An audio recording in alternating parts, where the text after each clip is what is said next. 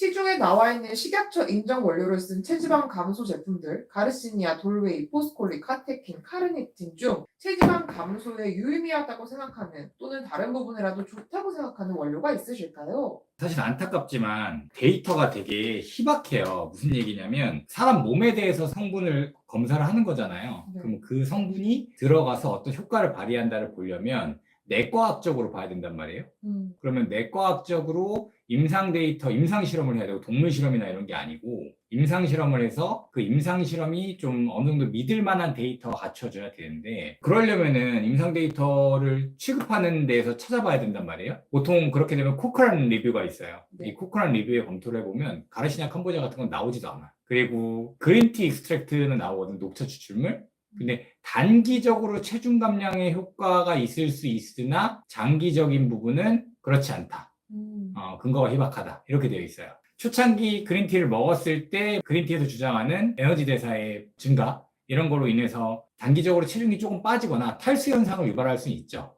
근데 다이어트라는 게 그렇잖아요. 알다시피 다이어트는 습관화예요. 그렇죠. 예, 뭘 먹어도 그게 습관화가 돼야 되는데 그러면 뭐 2년, 5년 이렇게 장복했을 때 그걸 장복하는 데 있어서 안전성을 5년 동안 추적 검사를 해서 입증한 바는 없잖아요. 그리고 그게 뭐 예를 들어 20명을 대상으로 5년 동안 추적 검사를 했어. 그 20명의 데이터가 5천만한테 적용될 수 있다는 건 아니잖아요. 그렇죠. 그 개념을 조금 잘 접근해야 될 것 같아요. 저도 시약처 출신이지만 시약처가 그렇게 간단하게 건강기능식 인허가를 내주면 안 된다고 생각하거든요. 근데 지금은 뭐 어떻게 보면 이러지도 저러지도 못하는 입장 하에서 계속 진행을 하고 있기 때문에 제가 보기에는 지금 현재 시약처에 알려져 있는 성분 중에 네. 그나마 고시형인 것들 다이어트 성분 중에 뭐 그린티 익스트랙트, 가르시니아 캄보지아, 카르니틴 이런 게 있잖아요. 그런 애들조차도 근거가 되게 희박해서 그나마 개 중에 좀 믿어볼 만한 게 있다면 그린티 익스트랙트 정도 같다고 봐요. 녹차 추출물. 나머지는 사실 네. 그럼 아까 좀 전에 얘기하신 것 중에 습관이라고 하셨는데 그럼 습관을 최대한 좋은 방향으로 바꾸는 것으로 가야겠네요. 그렇죠. 교수님, 제가 단백뇨가 20대 초반부터 꾸준히 조금씩 나와서 병원에 갔는데 조직 검사를 할 정도의 수치는 아니지만 식단 조절을 해보자고 하더라고요. 단백뇨가 나오면 단백질 보충제는 아예 끊어야 할까요? 식물성 단백질은 괜찮다고 하시는데 식물성 단백질 보충제로 대체하는 것은 어떻게 생각하시는지요? 사실 큰 의미는 없습니다. 그러니까 만약에 보충제를 안 먹는다면 아예 안 먹어야 되고요. 딴 것도 다. 보충제를 먹는다고 하면은 굳이 신경 안 쓰시고 용량 제한을 해서 먹으면 돼요. 예를 들면 그런 거예요. 지금 아까 전에도 전체 댓글에 그런 게 있어서 코크란 관련된 부분들을 좀 봤어요. 근데 코크란 리뷰에서도 여러 가지 조건을 다뤄봤어. 당뇨가 아닌 만성 신장 질환 환자한테 단백질 섭취. 그 다음에 당뇨성 신장질환 환자한테 단백질 섭취, 그리고 단백질 서플먼트를 신장질환 환자, 만성 신장질환 환자한테 섭취했을 때 어떨까? 관건은 그거야. 그걸 만약에 안 먹어서 단백질 섭취가 되게 제한된다면 그럼 먹어야 된다. 그렇죠. 근데 단백질 섭취를 충분히 할 수 있다면 먹을 필요는 없다. 거기 똑같은 거예요. 그러니까 그러네요. 양적인 부분을 가장 우선적으로 봐야 된다는 얘기예요. 예를 들어 유청 단백질을 먹는데 네. 그게 신장 질환에서 식물성 단백질이 괜찮다. 그건 도대체 어떤 근거로 얘기하는? 그렇게 말하는 의사한테 가서 도대체 그 말을 어떤 근거로 하는 거냐고 물어봐요. 그 근거 없을 거예요. 그냥 그 사람들도 들리는 얘기로 한 거예요. 그냥. 근거 없는 겁니다. 교수님, 혈압을 낮추는 최고의 방법이 뭔가요?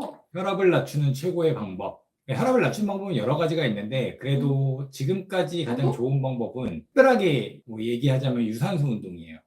왜냐하면 유산소 운동은 전신을 사용할 수 있고요. 심장에 큰 부담 없이 혈액순환 관리를 늘릴 수 있고 혈관의 내피세포의 탄력성 형성에도 도움을 줄 수 있고 말초의 모세혈관의 신생에도 도움을 줄 수 있습니다. 그래서 저항 운동도 그런데 최근 연구된 자료에는 등척성 운동, 하체를 이용한 등척성 운동이 혈압 감소에 도움을 주는 것으로 나왔고요. 뭐 전통적으로 유산소 운동이나 웨이트를 섞어서 하는 것도 도움이 됩니다. 근데 처음 접근할 때는 유산소 운동을 베이스로 해서 하지를 사용하는 등척성 운동, 예를 들어 월스쿼트 같은 거 있잖아요. 짐볼 스쿼트 같은 거. 그걸 내려갔다 올라갔다 하는 게 아니고 내려가서 오래 버티는 거. 버티다가 끝나면 주저앉고 버티다가 못 버티면 주저앉고 이런 방식의 운동이 혈압 강화에 도움이 될 것 같습니다. 저는 31살 남성인데 IT 업계에 있다가 운동 영양, 건강이 너무 좋아서 진로를 바꾸려고 합니다. 진로를 바꾸기 나이가 꽤 있어 걱정이 많은데 따끔한 말씀이나 조언을 해주실 수 있으신가요?